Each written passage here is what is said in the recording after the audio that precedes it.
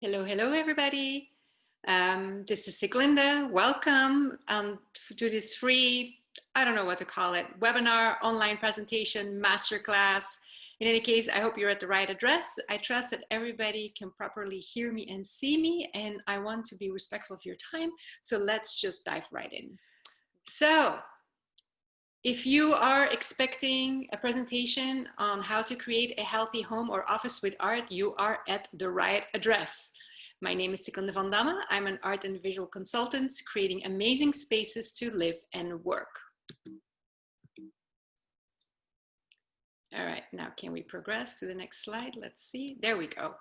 So I created this presentation for busy people who care about their health and well-being and suspect that their living and work environments actually do have something to do with that. And they want a more harmonious, peaceful, relaxing, nurturing home to live, and a more energetic, energizing, inspiring, and productive environment to work. Are you ready? This you? Let's do it. See if you can relate to any of the following. Your home is comfortable, but doesn't feel relaxing or proudly put together. It's not that there's anything wrong with it. It's just nothing to brag about either. Hello, Isabel. Your office is functional, but it doesn't really inspire you to deliver your very best work. And it may actually have nothing to do with your to-do list. Oh, here we go. You feel a sense of restlessness regardless of the length of your to-do list.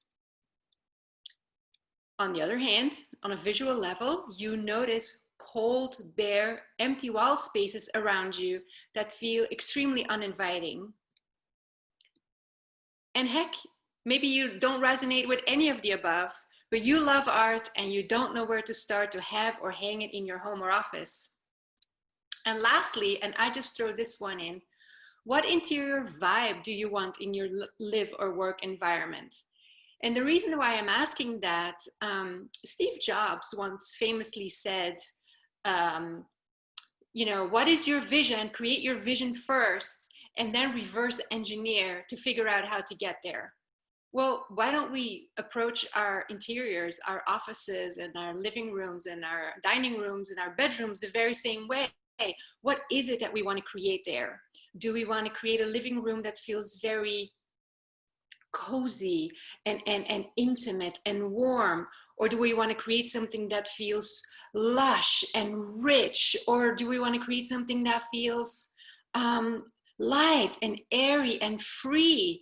Those are three very different visions. And instead of going out and buying furniture or accessories or artwork that we like, what if we come from the vision first and then see, oh, we like it light and fresh and airy. What kind of furniture fits in there? What kind of couch? What kind of dining table? What kind of chair, right? But in any case, you are, I assume, way too busy because there's work, there's kids, there's traffic, and you have no time. Am I right? Don't worry, I got you covered.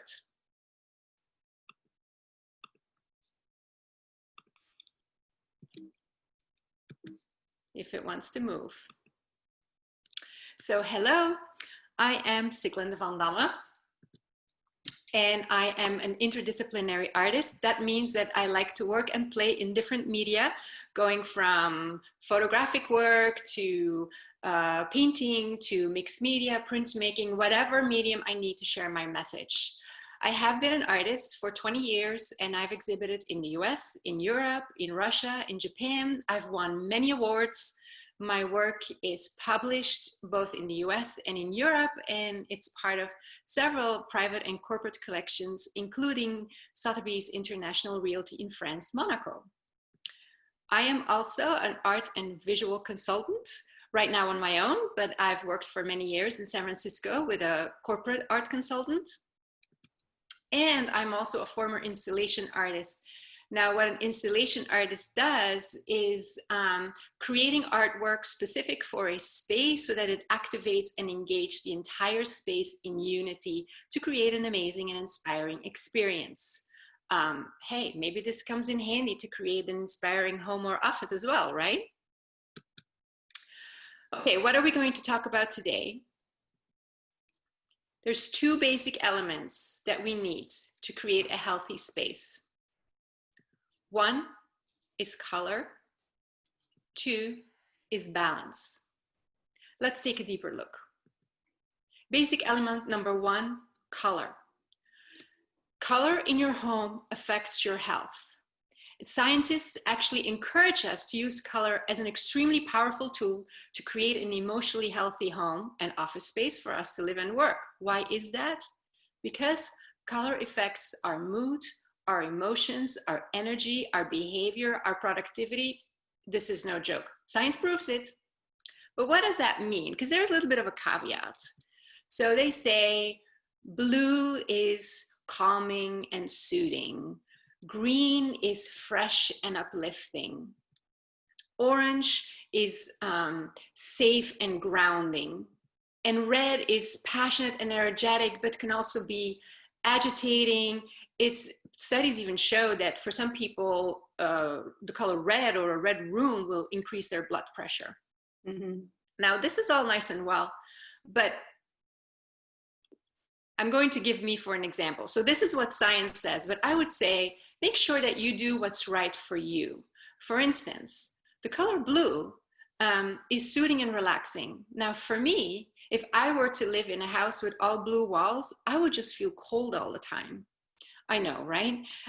I instead like white walls, as you can see around me. Now, I hear you say, hey, Sieglinde, and white is not cold? Exactly, I hear you. For most people, white is really cold. But for me, as a visual person, it just calms me down. It gets me settled. Now, on the other hand, I am also a very passionate and energetic person. So I spice it up with red accent colors like the pillowcase behind me. And I treat this, so that balances it out. And then also I treat this color scheme pretty much throughout the house. And just because it's such a unity overall, it brings this sense of stability for me. But hey, that may not be your choice. So the caveat is to make sure that you choose the color that's right for you. Let's look at a few examples here. What about this office? Regardless of the color, what is the main, regardless of the clutter, I mean, Marie Kondo failed to catch this office. What is the main color theme that you see here? None, right? It's all very bland and gray, and yes, color spots because of the clutter, but even the artwork in the back doesn't bring anything energizing or inspiring to the table. It just all blends together. Now, high contrast, what about this one? It's just a photo from Google. I Googled a home office, but this more looks like a teenage room. But hey, maybe this is the kind of office space that inspires you. Plenty of color here, plenty of detail too. Which one is right for you? Again, clutter aside, right? What about this office space? This is more of a corporate office space, an open office floor plan. Is there a color here that inspires you? It's, again, it all blends very much together. But, and then there's this example, which I will admit is my work in an office space. And see this one image, even though it's a blue tone image to calm people down or yourself down, if that's what you do, it anchors everything down. It is solid and it creates a balance between the desk and the bookcase and then the artwork. So my conclusion here is that choose the colors that work for you. And heck, I said we were going to talk about art as potential solutions. So when you choose a color on your wall, or you choose the color of your carpet, or you choose the color of your couch, it's a little bit of a long-term commitment. So I would say that art is the easiest way to add color that can easily be changed or moved around. You could even change with the seasons, have an artwork that is really, creates the right atmosphere in your home for, or your living room for wintertime, or a different kind of artwork that creates a better mood for summer and springtime. Okay, basic element number 2 is balance. Why balance? Because visual balance brings peace. Let me ask you a question. Imagine the room you're in. right? Imagine that you're not in the room yet, but you walk in the room or look around. What is the first thing that you notice in this room? The very first thing. That's called a focal point. The first thing that catches your eyes. Now, a satisfying focal point will allow your eyes to rest, to use that focal point as a resting point so your brain can relax. This is super important because if there's no focal point in the room, or there's too many details in the room, or not enough detail in the room, the eyes don't have a spot to rest, which means they keep wandering, the brain keeps churning, and it gets distracted, and you increase your stress level. So if you can bring visual balance to a room by a focal point that really anchors everything down and that stabilizes visually the entire room, your eyes can rest, your brain can rest, and hey, your mind can be inspired. Let's take a look at some examples. What would be the focal point in this room? Yeah, probably none. There's too many details. However, this goes a little bit beyond the scope of this masterclass, but the focal point in this room, not the kid, by the way, the focal point in this room could actually be a quick fix because CDs and books and records in a book on bookshelves is there, right? There's not much else you can do about it. However, if the people in this room, in this house, would remove the poster on the top left, on the back wall, and just have all the shelves continue over the entire wall and have that the clean horizontal lines with the clean vertical lines of the books and the CDs and the whatever it is and the records, then that would read as one unity and that would become the focal point, despite all the clutter, because it's continuous, it's even, it's smooth. If you do want to break it up a little bit, then don't put it on the top left corner, but make a breakup in the center so it really still anchors everything down. Okay, that was just an extra aside. Okay, here's that corporate office space again. What is the focal point here? Does it all just blend together? Look at all the windows and the cubicles, and maybe there's not enough detail here to focus on. But look, what if I plop an artwork on the back wall? Ta-da! Now all of a sudden the artwork becomes the focal point. The energy of this entire room changes. The artwork anchors it down. And now add a few plants in front of these cubicles. And this makes it actually an inviting space to work, even though I am really not a big fan of landscape office space and open floor space, floor plans. But there's a solution here to make it better. And then, of course, I want to end with what I call the ultimate anchor point. As this, again, is one of my pieces, but see how there isn't that many detail in the room because it's all the same, very similar in color. It's a very monochromatic room, but then there's this one artwork on the back wall that has a little bit higher contrast. It plays with the lights above, it plays with the bedding below, but it brings everything together and it anchors it down. So you create a peaceful bedroom for an extremely well night's sleep. And I think we can use all of that, right? All right, let's go back to this original slide because I'm about to share with you my magic formula for not just a healthy space, but an amazing space. So we looked at the two basic elements to create a healthy space is color and balance. And I already hinted at you that the right artwork in the right place can actually solve both of these issues. It can bring the right color for the right atmosphere, and it can create visual balance really quick and easily.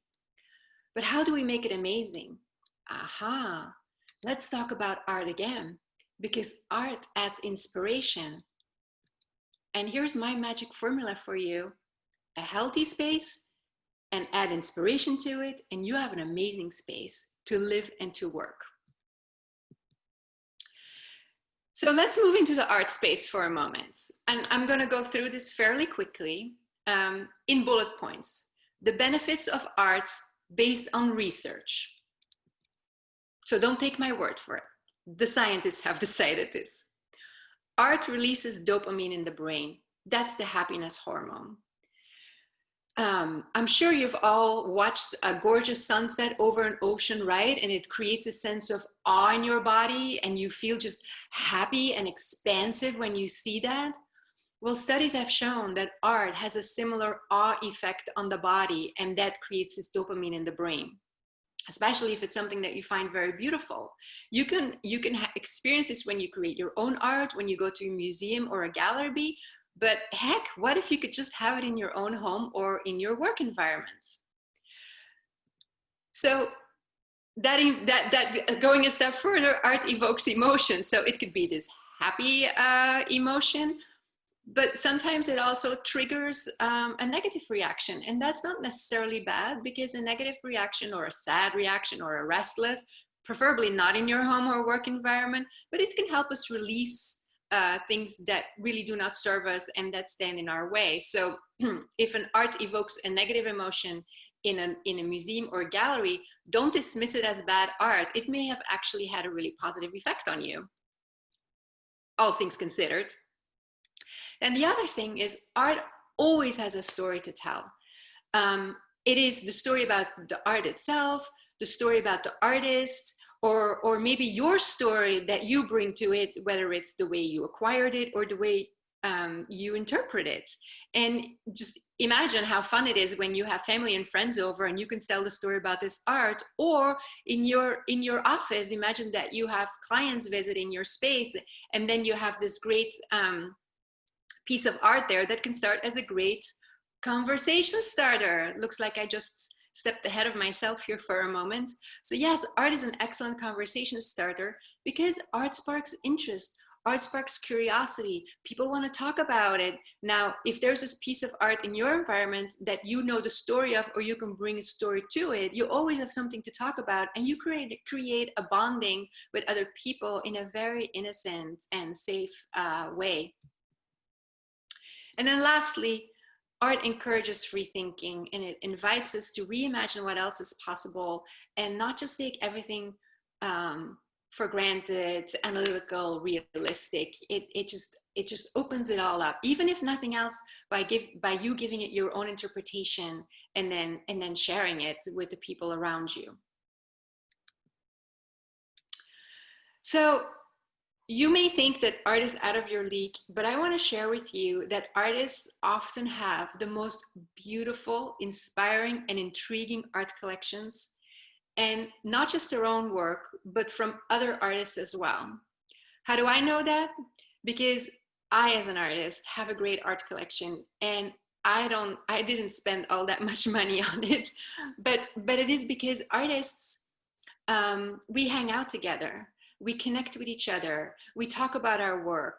We share our work. We ask each other's opinion. We've created this community. And after a while, if there is mutual adoration, we end up trading. But why am I sharing this with you? Because even though you may not be able to trade art for art with an artist, you too can connect with artists directly and get all these benefits of getting the most interesting artwork at an affordable price. So I would say, permission to play and no need to play it safe. I am going to show you how you too can access high quality, local contemporary art in the most fun, easy, and natural way, without feeling intimidated, without feeling lost, without feeling unsure, without a massive inheritance, nor a fancy trust fund. Are you ready? Okay, let's play. Oh, excuse me, before we can play, we have to address some misconceptions, false beliefs, and potential traps you want to avoid. Number one, art is too expensive for me. I want to share with you, it is not true. There's art for any price level, and no, it doesn't mean lesser quality art. There's still high quality art for any price level. But you just have to know where to go, where to look, what to ask for, and then you will find it. So one thing is, if you go to a gallery to buy art, you get the cream of the crop and the best work of this artist's body of work, right? But when you go to an artist studio or when you connect with them directly, they will show you their best and their most and the work that they're most proud of. But you can ask them for small pieces or studies or works on paper. Remember this one, or limited edition prints. And I bet you artists have that available. And you may find some really, really unique pieces, I sure have, that are very representative of this artist's work, but are not necessarily the big ticket items. So as far as the price level is concerned, there is art for every price level, high quality art, even for you. Number two, art can be intimidating. I do not always understand it. Well, between you and me, I fully agree. I've been an artist for 20 years. I have a formal education in art as well. And there is still art that I just don't understand. And you know what? It's okay. So let's make a deal here. So unless you buy art for investment purposes, I would say it doesn't matter what the experts say, right? If it is art for your home, the only thing that matters is that you keep an open mind and that you look at this piece of art and ask yourself, do I like it or do I not like it? Does it speak to me? Does it intrigue me? Maybe because you don't understand it, all good. Does it inspire me? I mean, those are questions that are not answered with the brain, but they're answered with the heart. And so if we follow this rule of like, you know, does it move me? Does it inspire me? Do I like it? Do I love it? Even if I don't understand it, am I intrigued by it? This is all good things. So when you buy art, that's the thing to focus on. Go with your gut. And, you know, maybe there is room when you really don't understand something, maybe there is room to have a conversation about it or read an article about it and then broaden your horizon about it. But just never feel intimidated because you don't understand it, because me as an artist, it happens to me all the time and it's normal. So don't fret it. It's all okay. Number three, art is just decoration and its main function is to match my couch, my color scheme, etc. There's actually two ways to answer this question. So on the one hand, yes, it all needs to work together in unity. Remember what I said at the beginning about have this vision of how you want your workspace to feel, what energy you want in there, and then reverse engineer and put all the puzzle pieces together to realize that vision that you have. So yes, it needs to work together. On the other hand, if you do go out and buy with your heart, buy with your gut, and you do this for the other elements in your room, I bet you that it all works together no matter what, because it starts reflecting your personality. Now, as far as matching your couch and your color scheme, especially people tend to do that with framing and matting, I would say it is not necessary. The only thing that you can ask from a piece of art is that it makes your room look better. And that actually, like a recent collector told me, I only have one rule for art in my house. When I see it, it needs to make me smile. It needs to make me happy. So, okay. So what you can ask of a piece of art is that it makes your room look better and that it makes you happy. And I would add and that it inspires you, etc., etc. But what we don't ask from a piece of art is that the color of the frame or the color of the painting or the color of the mat match the pillows on your couch. Because you know what? When it matches, it may not look that good anymore, or it may take away from the artwork. As a rule of thumb, the artwork should stand on its own in its best way possible. And then it will really add to whatever else you have in your room to really elevate it to that amazing status that we're after, right? Oh, and then I have some examples that just for fun, right? So just to show you that it doesn't always have to be so black and white. So this is an interior from the Anderson family, and they are quite notorious art collectors of 20th century arts. The first time I noticed their collection, or I got acquainted with their collection, is when they had 3 full floors of the old San Francisco Museum of Modern Art building, and it was just stunning. But when and now they have their own private small museum at Stanford University. But when they were in the process of collecting, you know, they didn't just like from one day to the next have their art in a museum. No, it was in their home. But look how, you know, their furniture style is actually really conservative and I won't say the word old-fashioned, but very traditional. And then they have these super contemporary artworks in there, and it works.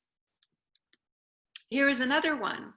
Look at this almost antique desk, and then there's this piece on the left back wall, which is a Philip Guston, the jacket with the loaves of bread underneath the sleeves. This is like very contemporary art when they first bought it, and still is, by the way, but it's 20th century, and we're like well on our way in the 21st century now, and it works. And then there's a really funny story of the photo on the right, where you have the antique and decorative chairs and table and that back table.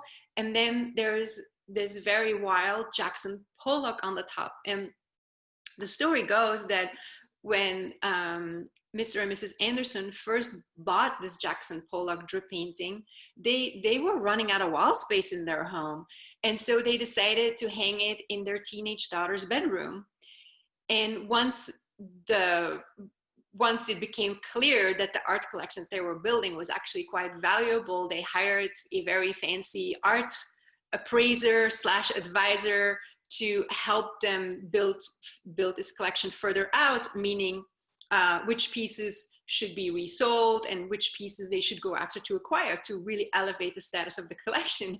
So when the art appraiser saw this Jackson Pollock hanging in the teenage daughter's bedroom, he gently but firmly suggested that they move it to a more prominent space in the house. And I think that painting is probably worth a few millions by now, but don't quote me on that one. Anyway, and then here's one final one. It feels a little bit more contemporary, but again, there's so much inspirational stuff you can do with art, and no, it does not need to match the pillows or the couch. I hope this gave you a permission to play and no need to play it safe, right? Freedom. Okay, number 4, we're almost there. What if I buy the wrong piece and then I'm stuck with it? Well, let me ask you, what counts as a wrong piece? If you bought a piece of art based on other people's opinion or based on the Joneses' artwork in their dining room or based on what family or friends would say about it, instead of buying a piece of art with your heart, then, you know, as long as you do it from your heart, you cannot buy a wrong piece because you love it. However, so forget about other people's opinions. It's just an opinion, and what looks good in their house and reflects their personality is not right for you, and vice versa. So, but what can go wrong, and what I often see, is the wrong piece in the wrong place, especially the wrong size. You know, it may be the most beautiful piece and it may really match the interior decor, but if it is the wrong size for the wall that it's placed upon, it may throw everything off. The same with height. Height also matters. So, but that's an easy fix, right? It's never the wrong piece. It just means that it needs to move to another room, or it needs to move to another wall, or maybe it needs to get a sister or a brother piece and create a little bit of a collage style effect on that wall to make it work. But as long as you buy art from the heart, something that speaks to you, that you like, you can never end up with the wrong piece. I hope this gives you the confidence in that. And then number 5, I have to add this in here because somebody actually asked me this or said this to me. An inexpensive, mass-produced poster in a nice frame works just as well as an original artwork. Well, I'd like to think that we upgrade from our teenage years. So sure, in terms of color and balance with the right size, you can make it work. But I feel a poster that is not just in my room, but in everybody else's room as well, because it's mass produced, it sort of lacks an originality, and it makes it feel like the teenagers who kind of want to stand out, but want to be all the same at the same time. And heck, when I was a teenager, I had posters all over my room, and I didn't even put them in a nice frame. I just stapled them right into the wall, and it worked fine for me. But I've upgraded. And then the other thing I would like to say is that an artwork, it's not just a decorative function, right? It's not just the color and the balance. We're also talking about inspiration and the energy that a piece of art exudes, and the way it inspires us to think in a different way. And so I like to compare the mass-produced poster or the original artwork like a fake plant and a live plant. And the energy that works for you, I'm just going to leave that choice up to you. Okay? All right. So I suggested the solution already to these 5 misconceptions, false beliefs, and traps to avoid. Explore art in a different way. Connect with artists directly, because you can.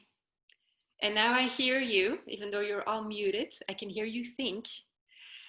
You will say, well, yes, Siglinde, that's easy for you to say, to connect with artists directly, because you are an artist. But what about me? I don't know any artists, except me, maybe. Well, let me show you. Here are the best places to connect with artists, and I'll also tell you why. Number 1, opening receptions at opening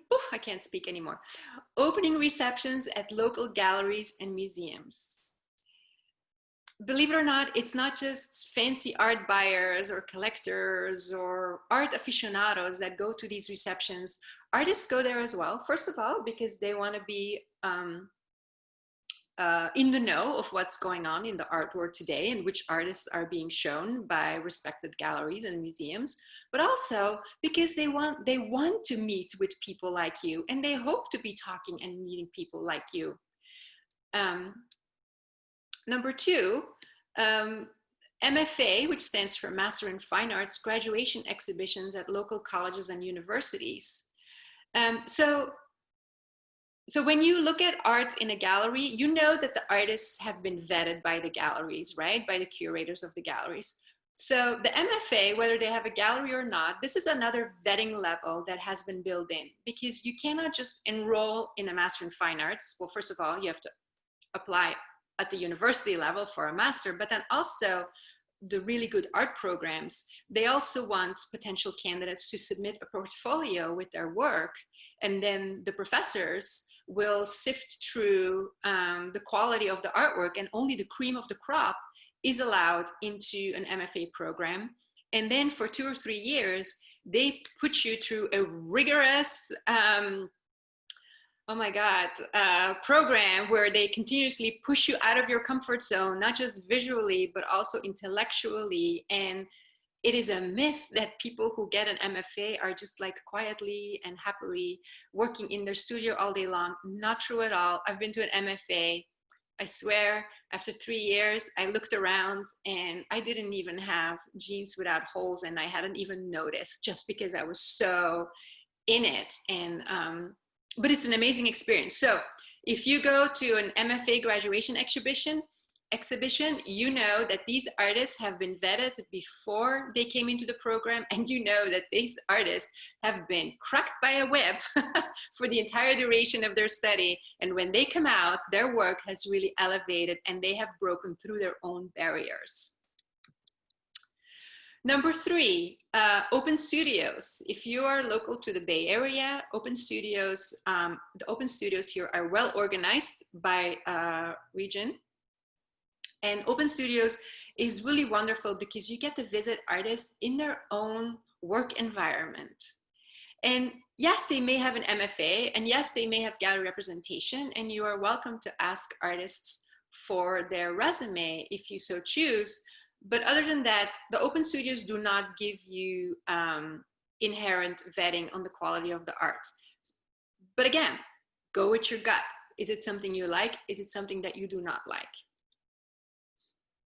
So then nonprofit arts organizations. Why do I put that in here? Because most nonprofit arts organization will hold a big auction every year as a fundraiser to continue their programming for the next year. And so these art auctions actually come from artists from the community donating a piece of art to the organization, and then the arts organization auctions it off. And when you buy it, the proceeds that you provide in exchange for the art gives them working capital to keep their programs going. So it's a really beautiful trifecta to build culture in your area, both from the artist side, from the organization side, and then from your side. Also, oftentimes at these art auctions, the price of an artist goes below at the market value, so you could actually pick up some steals there. Where's the vetting going on? Not all arts organizations, but well-respected arts organizations, they will not just accept any kind of art from any kind of artist. They will curate, and they will be very selective. So again, if it's a high-end nonprofit arts organization, you know that the pieces in this auction have been carefully selected. And that doesn't mean that other art organizations have lower quality. I'm just sharing where the vetting is embedded or not. And then lastly, online. Most artists have a wonderful online presence, either with a website. And I do have to tell you that by definition, an artist's website is always out of date, as it should be, because if it is always up to date, it means that they're not working in the studio enough, creating new work, unless they're doing so well that they have an assistant, of course, who does it all for them. To Facebook and mostly Instagram has been a very fun platform for artists. And Instagram has gotten the name where artists start showing behind the scenes or working process. So if there's an artist that you like and you follow them on Instagram, you can actually see how a work gets built up, or what materials do they use. Not always, but a lot of artists tend to do that. So they lift a piece of the veil to show you what's going on. Okay, so I may have gone over that a little quickly, but the reason is that because you are here, I'm going to give you the link to download a bonus ebook. I titled it Collect Art the Artist's Way. And what I just shared about where to connect with artists, it explains that way deeper, and it gives you links and resources and even tips on how to start a conversation and what to ask for, and how to get the answers from artists that you are mostly looking for, even if you feel a little bit uncomfortable talking to a perfect stranger. The first part of the book also talks about ways of approaching contemporary arts, yeah, to make you feel more comfortable and confident and have fun with it. And I want you to feel empowered, because, you know, my magic formula, healthy space plus inspiration is amazing space, and we all deserve that. So my conclusion, I have to move the screen here down. The conclusion of my story here is that the right artwork in the right place brings balance, peace, and harmony to a room. It relaxes the brain, it inspires the mind, it reduces stress, increases positive thinking, and it improves your health. What is not to like? Let's take that in for a moment, right? Oh, and I forgot one thing. Hold on, it's not coming. There we go. And most of this happens unconsciously. As long as we have all these ingredients in place, the benefits to your stress level, your positive thinking, and your improved health happens unconsciously.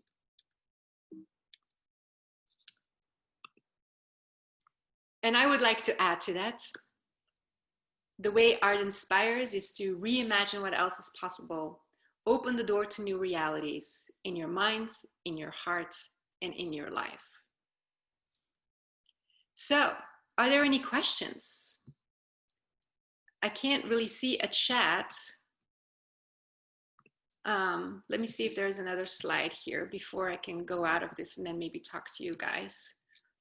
So I did say that there was no sales offer at the end here. I do want to share some links where you can browse my artwork at studiosieg.com. And I also have a online scheduler where you can book a free 30-minute call with me if there's any questions that you have or issues that you have in your home or office where you want to elevate it to an amazing space. And again, these 30 minutes, they are also free. So see, I stay true to my promise of not making you a sales pitch offer.